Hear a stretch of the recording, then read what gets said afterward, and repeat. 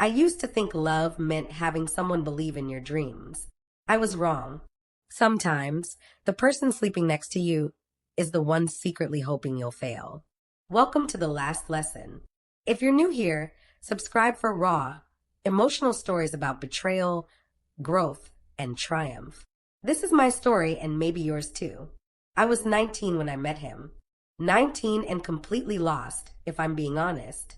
I just finished my first year at community college, working part-time at a coffee shop downtown, trying to figure out who I was supposed to become. My days blurred together, early morning shifts, afternoon classes, late nights scrolling through other people's lives on Instagram, wondering when mine would finally start.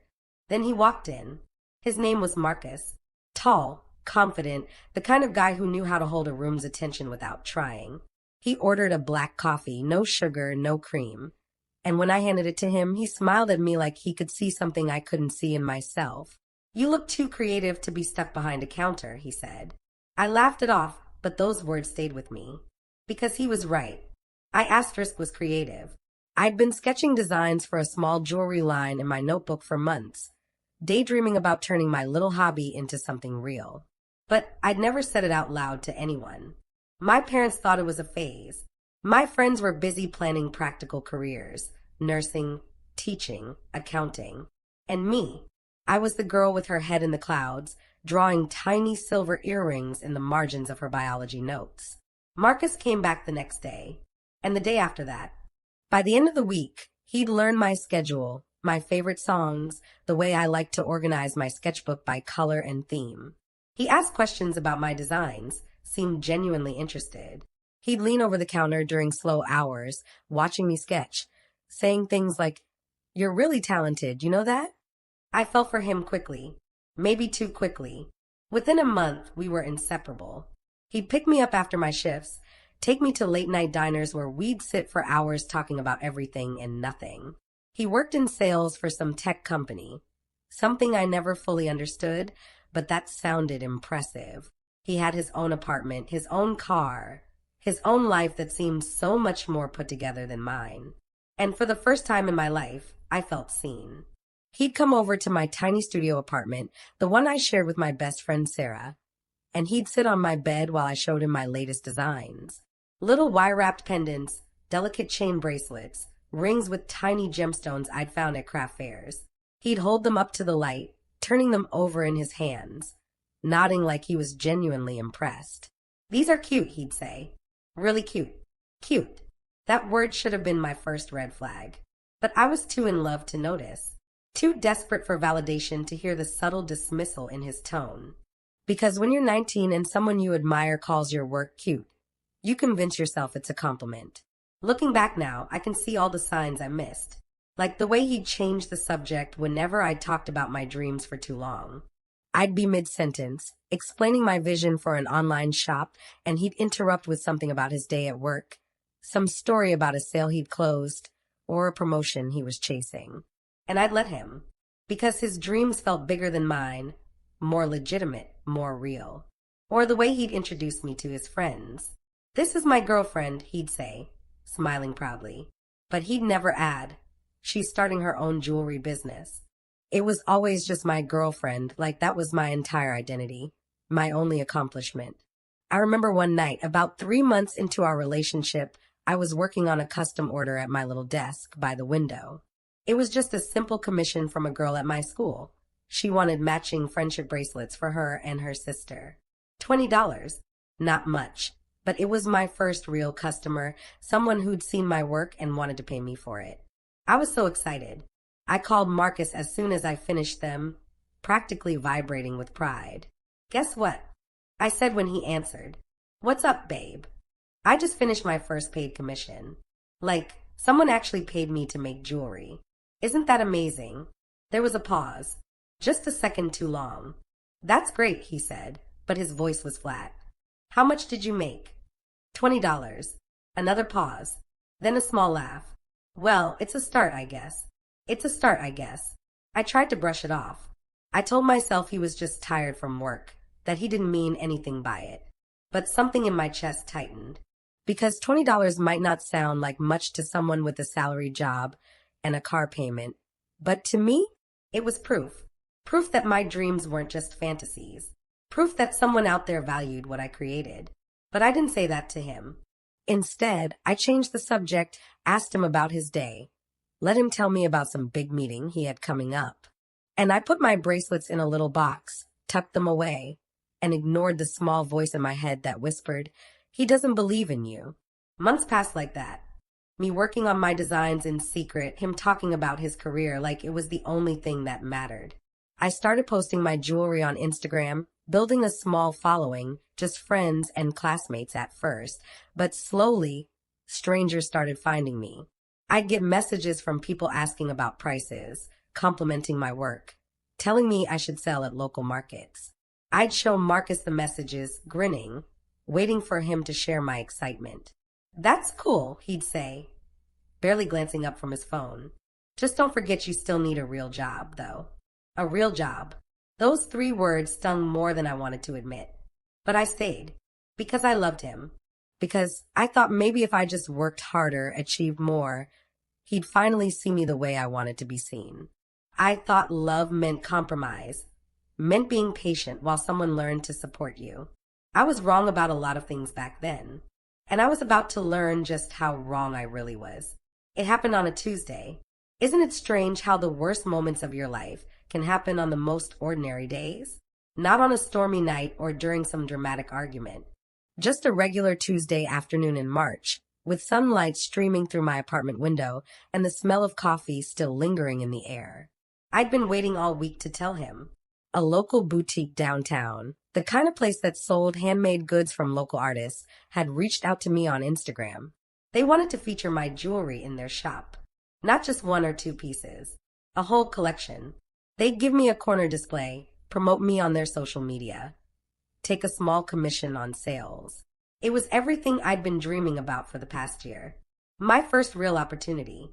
My first step toward making this hobby into something more. I was terrified and exhilarated and so hopeful. Marcus was supposed to come over after work. I'd spent the entire afternoon cleaning my apartment, practicing how I'd tell him, imagining the way his face would light up when he heard the news. Maybe this would be the moment he finally understood.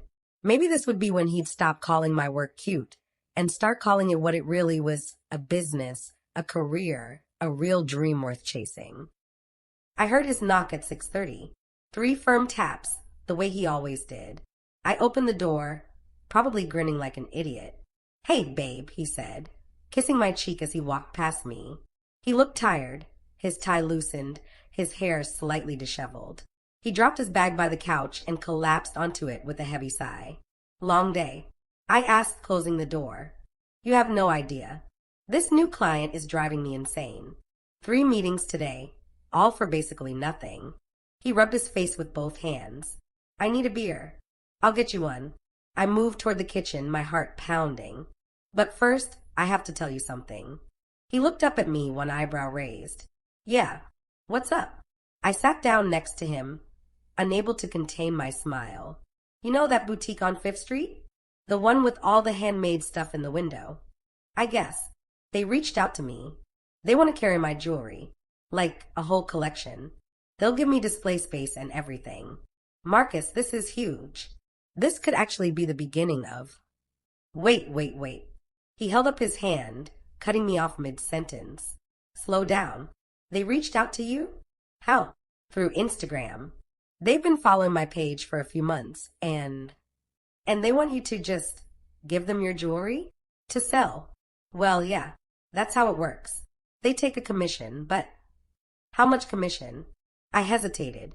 30%. He laughed. Not a warm laugh. Not an encouraging laugh.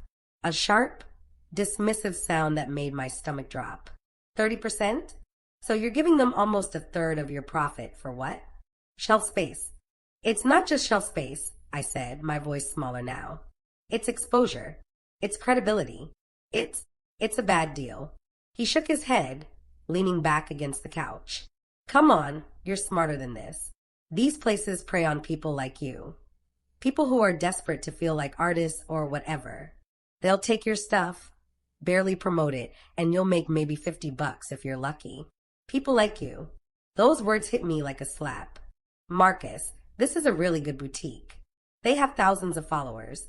People actually shop there. This could lead to... To what? He turned to face me fully now, and something in his expression had shifted. The tiredness was gone, replaced by something colder. Something that looked almost like pity.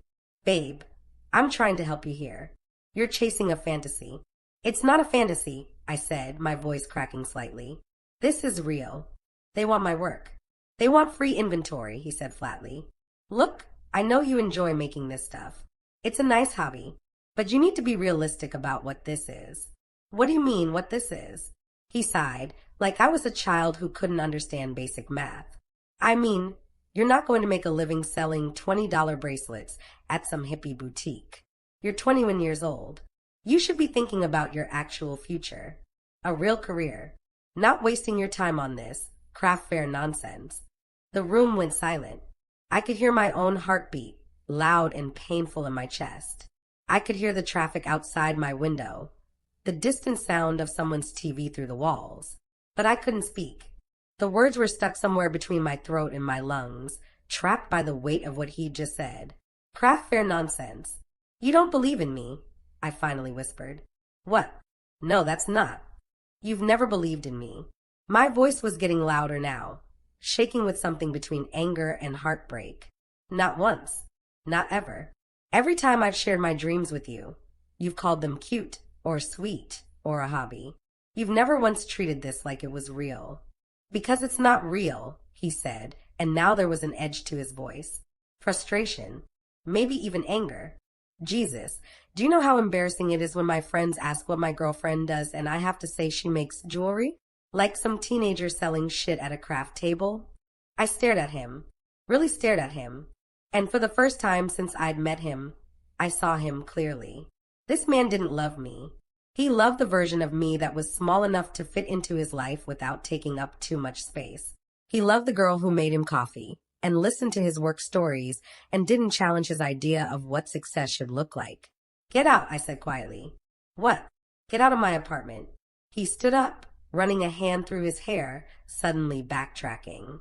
Okay, look, I didn't mean it like that. I'm just trying to be honest with you. Someone has to be realistic here. I said get out. You're overreacting. Get out. The force of my own voice surprised me. It surprised him too. He grabbed his bag, his face flushed with anger and something that might have been shame, and headed for the door. He paused with his hand on the doorknob, turning back to look at me one last time. You're going to regret this, he said. When you're 30 and still working at that coffee shop, you're going to remember that I tried to help you. I tried to save you from wasting your 20s on a pipe dream. Then he left. The door closed. The apartment went quiet. And I broke. I sank onto the floor, my back against the couch, and I cried harder than I'd cried in years. Not just because of what he'd said, but because of what I'd allowed.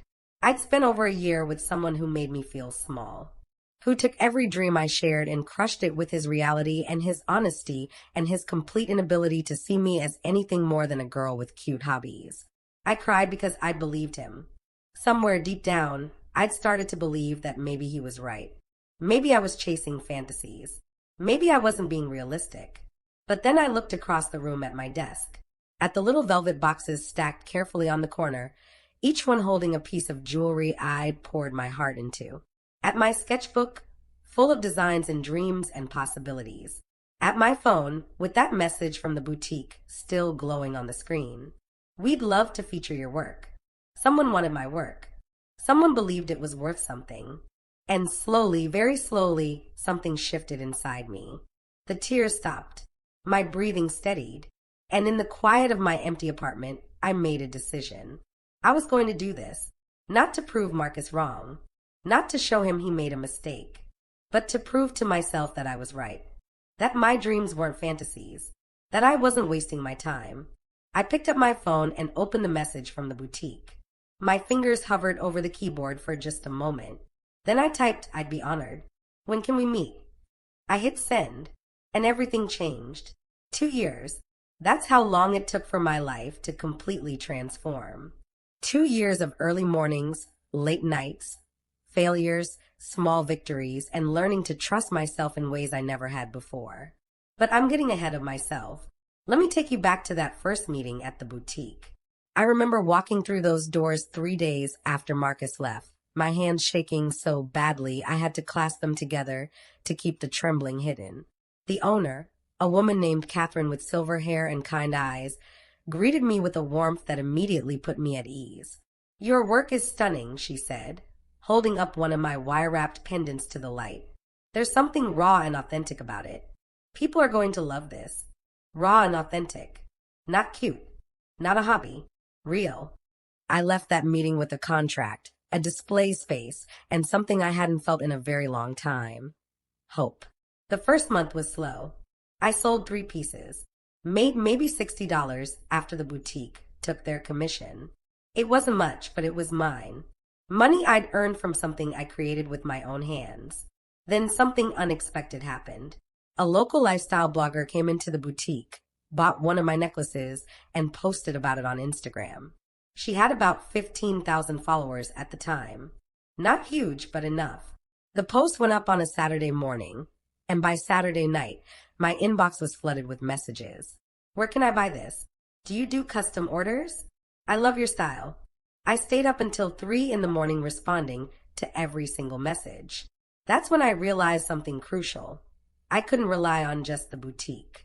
If I wanted this to grow, I needed to build my own platform, my own brand, my own connection to customers. So I did what terrified me most. I put myself out there. I started posting more consistently on Instagram. Not just photos of finished pieces, but behind-the-scenes content. Videos of my hands working with wire and stones. Stories about why I started making jewelry, what each design meant to me. I showed people the failures, the pieces that didn't turn out right, the stones that broke, the moments of frustration. I made myself vulnerable, and people responded. My following grew slowly at first. 100 followers, then 500, then 1,000. Each milestone felt like a small miracle. I got my first custom order request from someone I didn't know, a woman in California who wanted a bracelet for her daughter's graduation. She paid me $75. I cried when I shipped it. 6 months after that meeting with Catherine, I quit my job at the coffee shop. It was terrifying and exhilarating and completely insane, but I did it. Because I was making enough from jewelry sales to cover my rent. Barely, but enough. I moved out of the studio I shared with Sarah and into an even tinier apartment. Just me and my work desk and boxes of supplies stacked against every wall. Some people might have called it a downgrade. I called it freedom. The work was relentless. I'd wake up at 6, respond to messages, pack orders, create new designs, photograph everything, manage social media, handle customer service, keep track of inventory and expenses. Some days I worked 14 hours straight. Some days I wanted to quit. But I didn't, because for the first time in my life, I was building something that was entirely mine. Around the 1-year mark, something shifted. My Instagram following hit 20,000. I was getting orders from all over the country. Other boutiques started reaching out, asking to carry my work. I launched my own website, started attending local markets on weekends, connecting with customers face-to-face. And then, about 18 months after Marcus walked out of my apartment, I got an email that changed everything. A mid-sized online magazine, the kind that featured small business owners and entrepreneurs, wanted to interview me. They discovered my work through Instagram and wanted to feature me in their Makers to Watch series. I read that email 5 times before I believed it was real. The interview was published on a Thursday morning. They titled it From Coffee Shop to Six Figures: How One Young Artist Built a Jewelry Empire from Her Living Room. 6 figures was an exaggeration. I wasn't quite there yet, but I was close. Closer than I'd ever imagined possible. The article went viral within their community. My website crashed from the traffic. I got hundreds of orders in a single weekend. I had to temporarily close my shop just to catch up with production. And that's when I heard about him. Sarah texted me on a random Tuesday afternoon. We'd stayed close even after I moved out, grabbing coffee every few weeks, sharing life updates. Her message was simple. You're never going to believe who's been watching your Instagram stories. My stomach dropped before I even asked to. Marcus, she wrote. He's been viewing literally everything you post. I checked his following list. He follows your business account now. I stared at my phone for a long moment. Then I did something I probably shouldn't have done. I looked at his profile. He'd made it public. And what I saw there was sad, honestly. He was still at the same company. Same job. His photos were all the same: gym selfies, occasional pictures at bars with friends, promotional posts about sales targets. His bio still said sales professional, hustler, living the dream. But looking at it now, after everything I'd built, it just looked hollow. I scrolled through his recent posts. There was one from a few weeks ago, a generic motivational quote about success and hard work. It had 32 likes. My last post, a simple photo of a custom engagement ring I'd made, had over 3,000. I closed his profile and never looked back. A few days later, he sent me a message. I saw the notification pop up, and my first instinct was to delete it without reading. But curiosity got the better of me. Hey, I saw your article. That's really amazing. I always knew you had potential. Really proud of you. I read it 3 times, and the strangest thing happened. I felt nothing. No anger. No satisfaction. No need to respond with something cutting or clever. Just nothing. Because the truth was, his opinion didn't matter anymore. It never should have mattered. The only voice that ever needed to believe in me was my own. I deleted the message. Not out of spite, but out of indifference. Last month, I hit a milestone I never thought possible. I hired my first employee, a part-time assistant to help with order fulfillment and customer service. I'm talking with a manufacturer about scaling production. I'm planning my first solo trunk show in New York. My Instagram following is now at 75,000. I get messages every single day from young women telling me my story inspired them to chase their own dreams. That they showed my posts to their boyfriends, their parents, their friends who didn't believe in them.